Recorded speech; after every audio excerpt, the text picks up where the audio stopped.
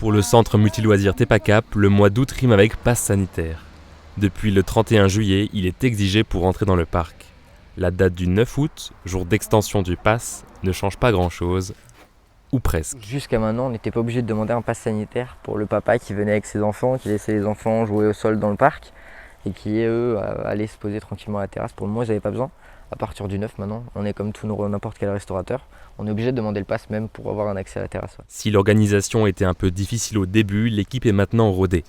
L'entrée est centralisée et des personnes ont même été embauchées. S'il y a vraiment beaucoup de monde, la vérification dure une dizaine de minutes.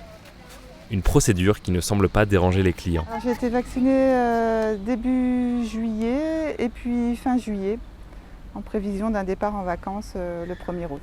C'est pas une contrainte et puis j'ai fait ce qu'on me demandait de faire en gros et pour me faciliter la vie et celle de mes filles.